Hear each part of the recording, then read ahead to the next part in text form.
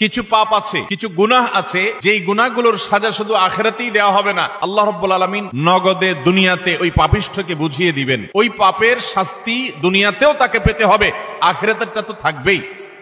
এরকম কিছু পাপ এবং অপরাধ কোরআন এবং হাদিসে বর্ণিত হয়েছে। এরকম 10টি পাপ, 10টি অপরাধের কথা আজ আমরা জানবো ইনশাআল্লাহ। এর ভিতরে সর্বপ্রথম, যেই অপরাধ করার শাস্তি শুধু আখিরাতে দেওয়া হবে না, আখিরাতের শাস্তি তো দেওয়া হবেই, দুনিয়াতেই আল্লাহ তাআলা ওই অপরাধীকে এই অপরাধের শাস্তি দিবেন, দিয়ে ছাড়বেন। এর মধ্যে প্রথম যে অপরাধের কথা বলতে চাই তা হলো মা বাবার অবাধ্যতা, মা বাবার নাফরমানি, মা বাবার সাথে বেয়াদবি করা, তাদের অসম্মান অশ্রদ্ধা করা, তাদের অধিকার নষ্ট করা, খর্ব করা।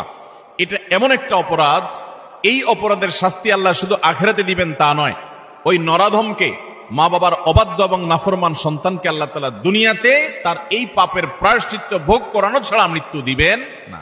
এ বিষয়ে মুস্তাদরাক হাকিমের বর্ণিত একটি হাদিস আছে। নবী আলাইহিস সালাম বলেছেন, বাবানি মুআজ্জালানি উকুবাতুহুমা ফিদ দুনিয়া আল বাগয়ু ওয়া উকুকুল ওয়ালিদাইন। মা বাবার নাফরমানি এর শাস্তি দুনিয়াতে নগদ দেওয়া হবে, আখিরাতটা তো আছেই। সেটা কখনো কখনো হতে পারে তার অবাধ্য সন্তানকে দিয়ে তাকে আল্লাহ তাআলা শাস্তি দিবেন, সেটা যেমন হতে পারে। আবার এমনও হতে পারে তার সন্তান নেই, কিংবা সন্তানরা অবাধ্য না, আল্লাহ তাআলা তাকে অন্যভাবে অপমান অপদস্থ করে, লাঞ্ছনা দিয়ে, কষ্ট দিয়ে, তার থেকে নেয়ামত ছিনিয়ে নিয়ে কোনো না কোনো ভাবে আল্লাহ তাআলা তাকে শাস্তি দিবেনই দিবেন।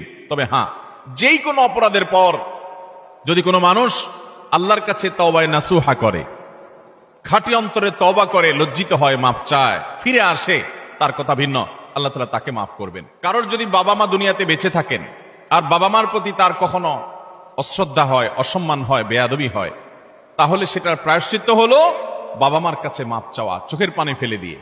যতক্ষণ পর্যন্ত অন্তর থেকে তারা ক্লিয়ারেন্স না দিবেন যে ঠিক আছে তোমার ব্যাপারে আর কোনো দুঃখ আমার অন্তরে নেই, ততক্ষণ পর্যন্ত মা বাবার কাছে ক্ষমা চাইতে থাকা, এটা হলো এই অপরাধের তওবা।